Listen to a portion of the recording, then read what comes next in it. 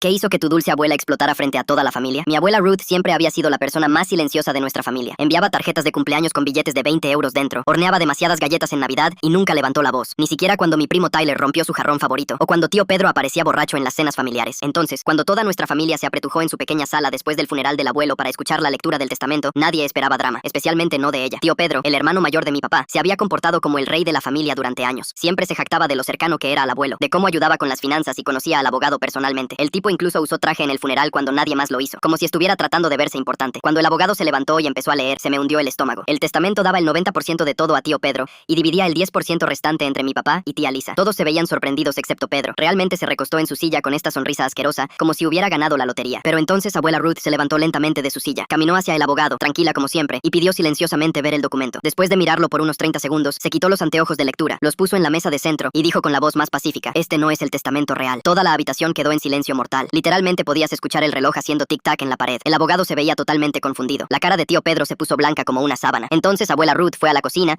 y regresó con este sobre grueso cubierto de etiquetas y sellos oficiales. "Esta es la versión final", dijo, entregándosela al abogado. "La actualicé con Carlos, el verdadero abogado de vuestro padre, hace 3 meses después de descubrir lo que Pedro estaba haciendo". ¿Lo que estaba haciendo? Tío Pedro saltó. Su voz se quebró. ¿De qué diablos estás hablando, Ruth? Fue entonces cuando la voz de mi dulce abuela de voz suave empezó a temblar. No de miedo, sino de pura ira. "Has estado robando a tu padre durante 2 años, Pedro". Al principio no quería creerlo, pero después de encontrar los retiros del casino, las facturas falsas por trabajo que nunca hiciste y esas firmas falsificadas en sus cheques, supo exactamente qué tipo de hijo eras realmente. La habitación estaba tan silenciosa que podía escuchar mi propio latido del corazón. La boca de tío Pedro se abría y cerraba como un pez. Abuela Ruth entregó el Nuevo Testamento al abogado y le dijo que lo leyera en voz alta. Este dividía todo equitativamente entre todos los nietos y dejaba una gran donación al refugio de animales, donde abuelo hacía trabajo voluntario cada fin de semana. Tío Pedro no recibió absolutamente nada, ni siquiera el reloj del papá. Fue entonces cuando tío Pedro perdió completamente la cabeza. Empezó a gritar que se lo estaba inventando todo, que se estaba volviendo senil y no sabía de qué estaba hablando. La llamó una mujer vieja amargada que tenía celos porque abuelo lo amaba más. Incluso dijo que probablemente tenía demencia y estaba siendo manipulada por mi papá. Y fue entonces cuando mi dulce abuela explotó. Se volvió hacia él y su voz se volvió más fuerte de lo que alguien en nuestra familia la había escuchado jamás. "Robaste a tu padre moribundo, Pedro. Lo hiciste pasar sus últimos meses preocupándose por dinero mientras tú lo apostabas. Mentiste a toda esta familia y nos hiciste creer que lo estabas cuidando. Pero no eres más que un ladrón codicioso y patético, y ahora serás tratado exactamente como tal". Tío Pedro trató de argumentar de vuelta, pero abuela Ruth no había terminado. Regresó a la cocina y volvió con una carpeta manila llena de papeles, estados de cuenta bancarios, copias de cheques falsificados, capturas de pantalla de mensajes de texto, incluso emails impresos que Pedro pensó que nadie vería jamás. Resultó que tía Lisa había estado ayudando a abuela a recopilar evidencia durante meses. Había planeado todo esto. Esperó hasta que toda la familia estuviera en una habitación para que todos vieran quién era realmente tío Pedro y nadie pudiera defenderlo nunca más. Tío Pedro agarró su abrigo y salió furioso, azotando la puerta tan fuerte que hizo temblar las ventanas. Nadie trató de detenerlo. Entonces abuela Ruth se sentó de nuevo en su silla como si no hubiera pasado absolutamente nada. Se alisó el vestido y miró alrededor de la habitación con una pequeña sonrisa. "Ahora, ¿quién quiere cuadraditos de limón? Hice extra".